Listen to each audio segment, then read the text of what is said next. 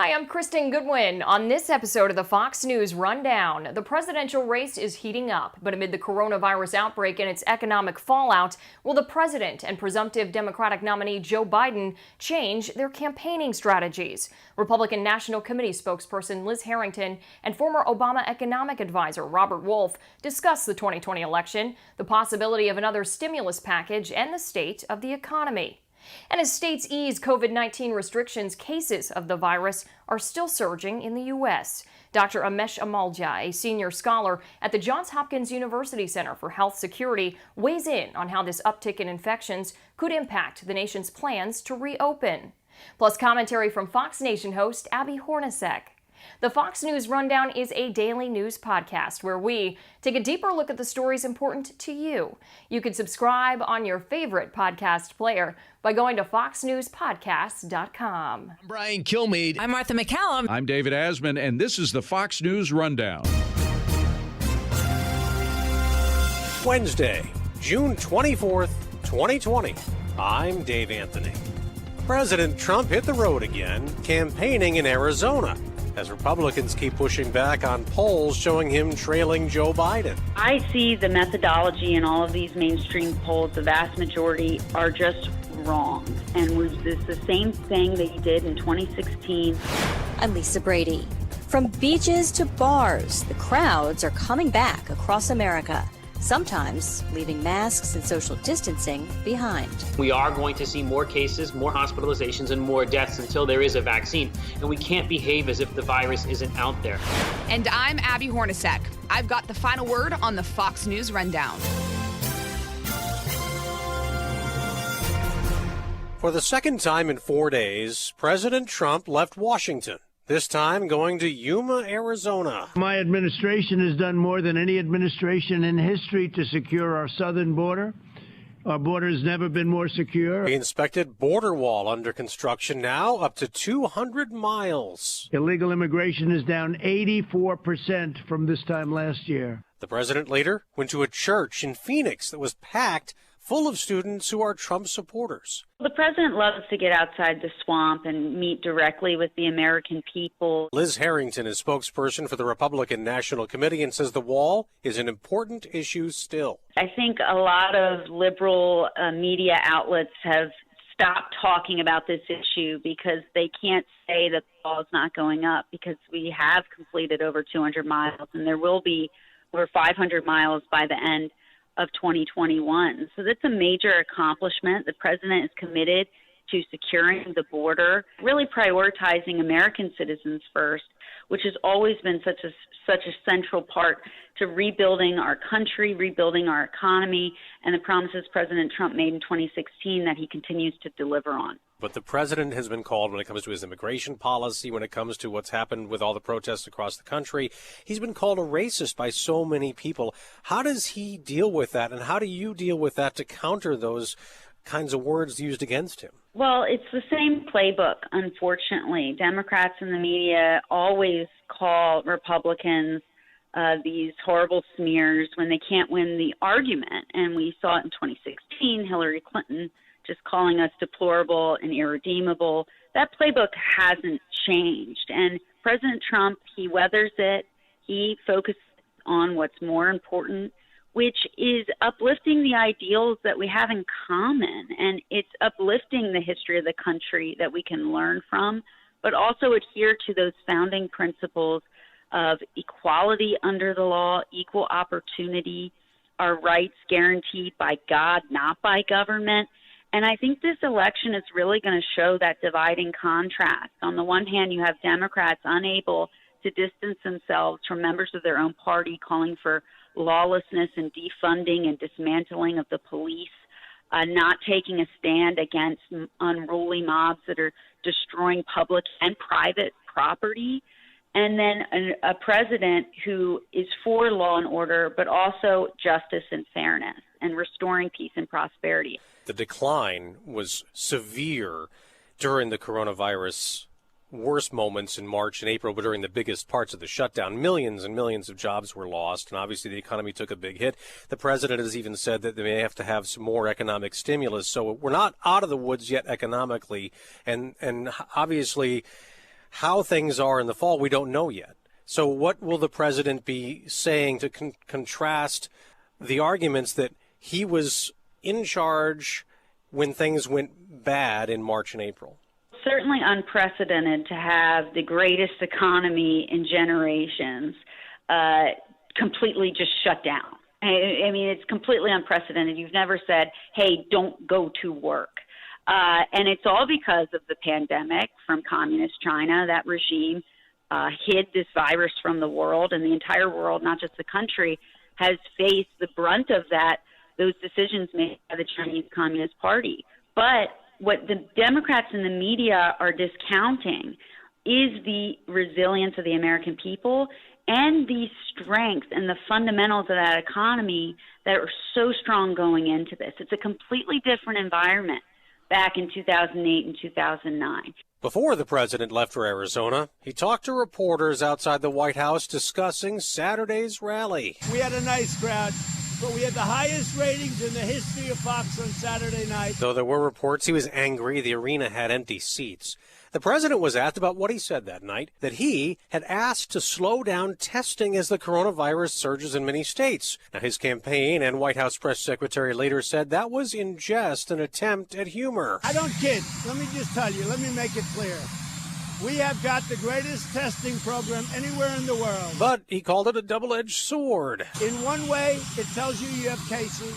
In another way, you find out where the cases are, and you do a good job. 8 of the cases were Trump campaign staffers who got the virus in Oklahoma. Amid criticism, people were too close, and many weren't masked. When the protest came over the George Floyd killing, and when those were hijacked by radical elements and descended into riots, where was the government? Where was the lecture about social distancing? Where were the public health concerns? And they weren't there. So much of this, unfortunately, from the Democrat side has been political. President Trump has been interested in delivering for the American people what's best for us. And people do want to get out there. I think you've seen a lot of Republican governors giving their citizens the flexibility and the respect they deserve to make these decisions for themselves. We've learned a lot about this virus. We've learned things that can protect the most vulnerable. That's what we always should have focused on. In Oklahoma and Arizona, these 2 states that the president's been to in the last couple of days, there has been record numbers of coronavirus cases, and in Arizona, a record number of hospitalizations. Would you and would the Trump campaign be wanting more social distancing at rallies, wanting more people to wear masks? In Tulsa, they had hand sanitizer. They did do temperature checks to try to limit anyone that was symptomatic going into the facility, and they handed out masks for anyone to wear as they see fit. We think that trust in the American people is so important, and let Americans really make these decisions, and that's still within the guidance. So we think as more and more states are becoming fully open, people have learned a lot about how to do that safely. President Trump has trailed in a lot of different polls, whether they're national or some of the battleground states. The Trump campaign and the president continue to say the polls are wrong and they're broken. What is it about polling? This dates back to 2016. What is it about polling that Republicans think is going wrong? I see the methodology in all of these mainstream polls, the vast majority are just wrong. And it's the same thing they did in 2016 that showed Hillary Clinton up by 12 points or 10 points. They're not finding people that are actually likely voters, and they're almost always oversampling Democrats. A recent Reuters poll polled 10% more Democrats than Republicans. So when you're asking 10% more Democrats than Republicans, you're probably going to see a 10% bigger gap. That's not what the electorate is going to look like on November 3rd. Now we thank Liz Harrington from the Republican National Committee and shift gears to Joe Biden, who held a virtual fundraiser Tuesday with his old boss for the first time, former President Obama. After, the ex-vice president put out a statement very critical of President Trump's trip to Arizona, calling the wall expensive and ineffective, adding it was reckless and irresponsible for the president to hold a rally in Phoenix. Biden says his corona response is a failure and the attempt at recovery corrupt. Robert Wolf is a former Obama economic advisor, now a Fox News contributor. I'm one of those who's rooting for the economy. I'm not one of those that wants us to go into a recession and have more people unemployed because that's politically favorable to Joe Biden. I'm not that way. I ran a bank. Okay, so I've always been a capitalist. My opinion is very clearly, we are in a recession. I don't think the recovery has been the V-shape that this administration's been talking about. It's too early to tell. I was very clear on Fox that President Trump and his advisors spiking the football is incredibly premature. We still have over 20 million more unemployed people since the pandemic began. We need to figure out how to come together to do a CARES Act 4.0. We need to keep small businesses vibrant. Now, spending clearly is important. It's a big part of economic growth. If you have a lot of people out of work, the spending, I know we had a jump up in May. Do you see that as sustainable, June and July? Do you think that is possible to keep it going where we have big rises back up? Yes, the retail sales number was good, but it's off an incredibly low base. But also, what was interesting is a larger proportion of the middle and lower class spent more money, and middle and upper class spent less money versus the norm on retail sales. So it definitely tells you that these benefits from the CARES Act were helpful. We should look at things like rebates. So when people spend money, maybe they get a tax rebate. So we actually do something, what I would say, more on the demand side of the consumer. You mentioned small businesses. A lot of them got loans, but that money is going to run out. And if we have restaurants only allowed to be half full, and you don't have as many people going to gyms and salons and all those kinds of things, do we need to give them more money? Yeah, I mean, I've been clear all along, Dave. I thought that the payroll protection program was way too small. We only gave to about 12% of small businesses. And so we know that we didn't literally give to near enough. Historically, it's not easy for a president to be reelected in a bad economy. If you're the Biden campaign, is that still what you hammer at the most? I think there's a few things. One, I think independent voters, if you look at recent Fox polls, they're looking to come back to some sort of normalcy. I think people are getting exhausted by waking up and going to sleep to the Twitter president. I just think it's exhausting. So one, I do think that Biden is doing better with independents and moderates. A lot of it will be on who's better to take us into a recovery. And I think that the president trickle-down economics really didn't work. Well, he has said that the economy was roaring like it never had been before until the coronavirus took it down. Obviously, you don't see it that way.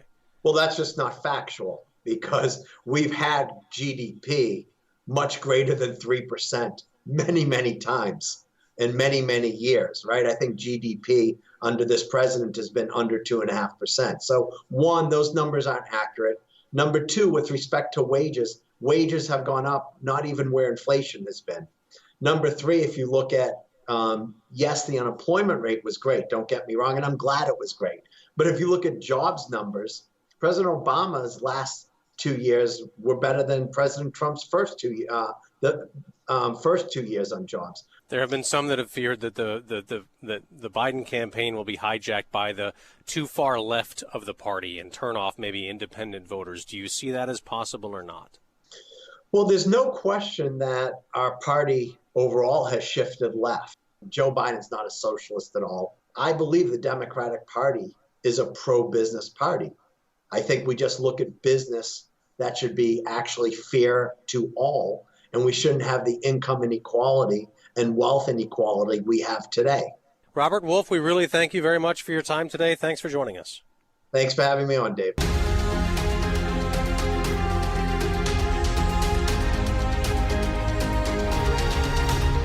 This is Abby Hornacek with your Fox News commentary coming up. It's beginning to sound a little like March. States pleading with residents to help stop the spread of coronavirus. COVID-19 is now spreading at an unacceptable rate in Texas. and it must be corralled. Governor Greg Abbott urging people to social distance, wear masks, and even stay home as the state tops 5,000 new cases of the virus in a single day. He had been one of the Republican governors who seemed to side with the president's argument about ramped up testing. By having more tests, we find more cases. We did 25 million tests. But White House Task Force member Dr. Anthony Fauci told a House hearing Tuesday the rising numbers of cases are troublesome. We're now seeing a disturbing surge of infections that looks like it's a combination, but one of the things is an increase in community spread. He also remains cautiously optimistic about the chance for a vaccine by early next year or even late this year. But for now, a recent surge continues in more than 20 states. I am concerned about the surge, but my concern is different depending upon the state and on the local dynamics. Dr. Amish Adalja is an infectious disease physician and a senior scholar at the Johns Hopkins University Center for Health Security. We do know that as people interact, it's inevitable that you're going to see more cases. The question always becomes, are those cases manageable? In places where the percent positivity of tests that are returning positive is increasing, that's where I'm more worried. And I'm also worried about places where hospital capacity seems to be under stress. Like, for example, we heard in Arizona and Montgomery, Alabama. Those are the markers I look at. So it's not universal across the country as we see new cases, but in those certain places that are becoming new hotspots where we're worried about kind of spiraling a little bit out of control, that's where my concern lies. I know what you mentioned about the positivity rate is very important because some officials, including the president, keep trying to make the argument that cases are rising because the U.S. is doing so much testing. I mean, is there any truth to that? No, we are doing more testing, but the number of positive cases is rising faster than our rise in testing. So that tells you that there is transmission going on. And if you look even as a nation at the percent positivity, it had been below 5% for some time. It is now going above 5%. Even as testing goes up, it shouldn't be going up at that level. You would expect it to still stay low if there wasn't increased transmission. And when you look at some of the places, for example, that we're really concerned about, like Arizona, the percent positivity of tests went from below 10% to around 20% now. That's concerning. That tells you that there are chains of transmission that are ongoing that are not being managed by case contact investigation, that they might be unrecognized chains of transmission. And what we worry about is those chains spilling into hospitals and putting them under stress. And indeed, we're hearing about that in Arizona, that there is stress on their hospitals. And this really argues that we need to get aggressive with our case contact finding in those places where test positivity is going up. Do we have a sense of what is driving this increase right now? Is the timing because of the wave of states that eased restrictions around Memorial Day? It really has to do with a lot of things, but that is part of it. I think it's important to remember that when we had enforced social distancing by the states, that was really to preserve hospital capacity. It wasn't about the virus going away. And when those lifted, it didn't mean that the virus was gone. The virus is going to be with us in every one of our activities until there is a vaccine. And I think that's something that's lost on people, that when you go out and do things, when you interact with people, there is going to be a non-zero risk of transmission. And as we see people doing that, you're going to see more cases. Hopefully the cases can be kept to a level that our case contact investigators can deal with them so that they don't set off chains of transmission that end up putting us into problems in hospitals. But that's not always going to be the case if we don't have properly resourced health departments. So I do think that there's a lot of things going on at once right now. There is some more testing going on, for example, in jails and in meatpacking plants, but that's not the whole picture. It really has to do with people socially interacting. And that's why you're seeing this skewing in the data with younger individuals getting diagnosed now, because those are the first people who are venturing out now because they're less risk averse than older populations who might have pre-existing conditions. So it's all fitting with more social interaction, more mobility, causing more cases to spread. And I think that's going to be the new normal. And it really speaks to the fact that we need to get control of these cases through aggressive case management. Yeah, and I guess people should also not take this as a sign that masks and social distancing don't work, right? Instead, it's because people aren't doing them enough. Exactly. I think this is something that people have to learn to live with. They have to adjust to to being in environments where this virus is always going to be a risk, either a risk that you're going to transmit it or a risk that you're going to acquire it. And you still need to be mindful of social distancing, washing your hands frequently, not touching your face coverings as needed. All of that's going to be part of how we move forward with this pandemic virus until there is a vaccine. And I think what happens is that out of sight, kind of out of mind, when people see that green for restaurants and bars opening, they forget that there is still going to be a risk there that is sizable, and we want to make sure that we don't put our hospitals into crisis. So people still need to be responsible. People really need to think about their contacts and think about what's essential to them, what's not essential to them, and try and practice the best social distancing they can, even if they want to go to a restaurant or a bar. Florida's another one of the surge states, one of only 7 nationwide to top 100,000 cases, and packed bars are getting some of the blame. What we've seen, particularly over the last week, is a real explosion in new cases amongst our younger demographics. Governor Ron DeSantis says bars and restaurants that don't follow limits on capacity will face a temporary shutdown. The mayor of Miami is making masks mandatory, a step some other cities and states have taken. And Louisiana's governor is among those tapping the brakes on the next phase of reopening. This makes talk of a fast-track vaccine all the more tantalizing. But how realistic is that? I think it's always been overly optimistic. It's in the realm of possibility, but it would be really record-breaking to have a vaccine developed that quickly. Vaccine development is something we usually measure in years, not in months.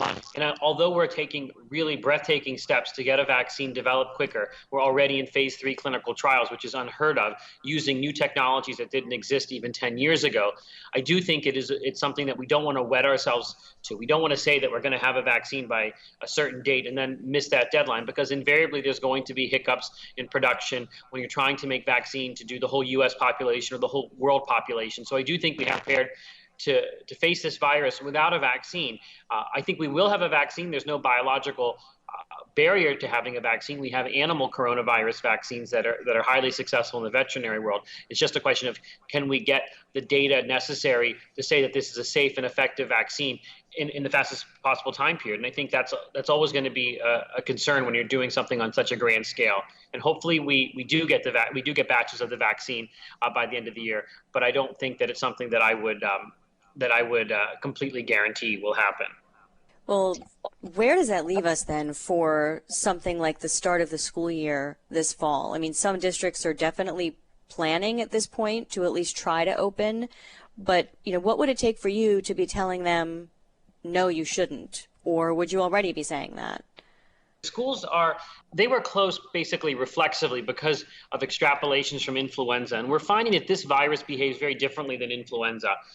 In influenza, children are major magnifiers of infection, and we're not seeing that so much with this virus. We're not hearing about epidemics that are being started or outbreaks being started or driven by children.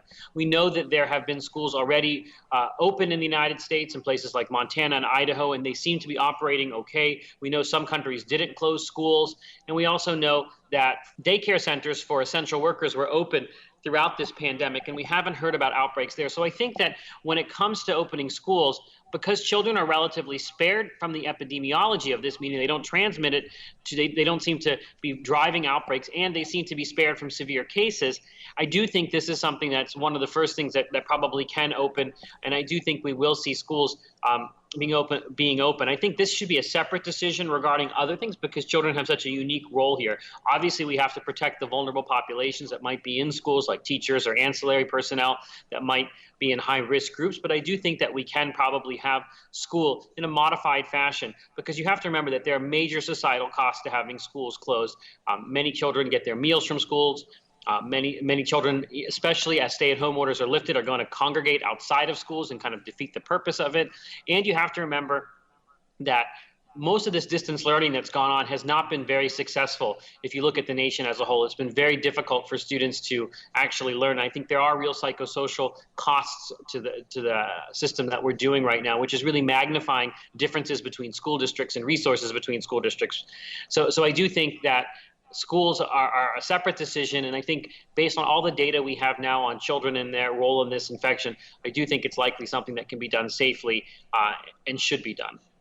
Do you think, Doctor, that people are concerned enough about this virus? And I ask because some people are so willing to sit in a restaurant or a bar or on a plane, for that matter, and others won't even consider those things until there's a vaccine. Are we worried enough? Are we concerned enough?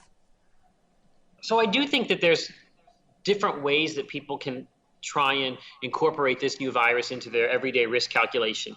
And I think it's going to be different for each person because each person, as we know from every activity in life, has a different risk tolerance. And some people are very risk averse and some people are very risk tolerant. And there are susceptibilities to severe disease. We know that this virus doesn't hit people equally and that there are people that are vulnerable, that are older, that have other medical conditions, that are more likely to be hospitalized and have a severe case. And there are other people who may not have any symptoms at all. And I think that's kind of conditioning how people think about this virus. But from a public health or an infectious disease physician standpoint, I do think we cannot emphasize enough that this is still going to be a major challenge from an infectious disease standpoint. And we are going to see more cases, more hospitalizations, and more deaths until there is a vaccine. And we can't behave as if the virus isn't out there. It doesn't mean that we have to go to a Wuhan-style lockdown, but it means that people have to try to find a balance, a way to reduce the harm from this virus by taking common sense precautions to try and prevent yourself from getting infected or spreading this or becoming part of a chain of transmission. And I think we can do it safely, but people have to realize that they cannot behave as if the virus is not there and not expect to suffer the consequences of that. Dr. Amish Adalja from Johns Hopkins, thank you so much for your time. Sure, thank you for having me.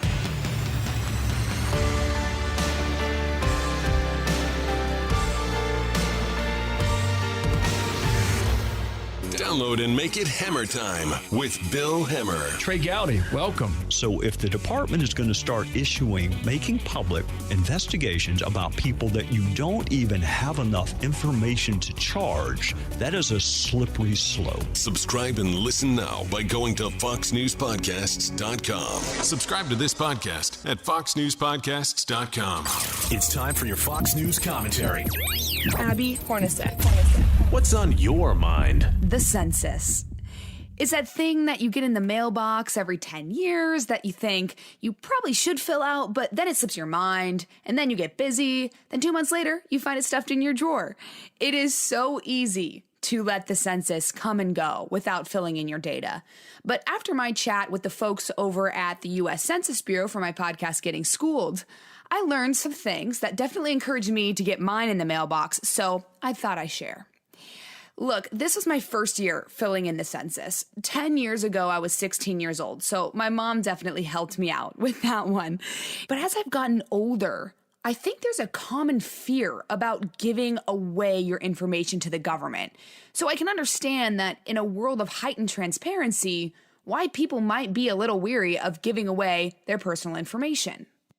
But something I learned from Virginia Heyer, who is the spokeswoman over at the Census Bureau, was all employees of the Census Bureau actually take an oath for life to promise to keep any personal information or data they collect private. Plus, the reality is, the census has changed a lot since Thomas Jefferson instituted it back in 1790. During the Great Depression, the Census Bureau asked a lot of questions about a given household's financial status due to the widespread poverty at the time. But now, as you've seen if you've filled out a census, the questions are geared towards a wide variety of topics. The reality is, you're not just helping the government, you're helping yourself and your community by filling it out. Everyday citizens can use the census to enhance their own understanding of their communities. For example, let's say you were interested in, opening a bike shop, right? You could look at the data the U.S. Census Bureau has on how many people bike to work in your area. That way, you could find out where the highest density for need is and then maximize your opportunity and profit. Also, the constitutional basis for conducting the decennial census is to reapportion the House of Representatives. So, by filling out your census, you're actually helping decide how many of the 435 seats in the House your state gets. And just to be clear here, I do not work for the census, and I have no skin in the game of whether or not you fill out your census. But if you're looking to improve your community and get the right amount of representation in the House of Representatives, you might want to go back into that drawer and dig out your census and get it in the mail. Plus, who doesn't love some data? I'm Abby Hornacek. You've been listening to the Fox News Rundown. Stay up to date by subscribing to this podcast at foxnewspodcasts.com. And for up-to-the-minute news, go to foxnews.com. Love Fox News? Click the subscribe button to get more of the news and opinion you trust, and click the Fox News Rundown playlist for the latest episodes.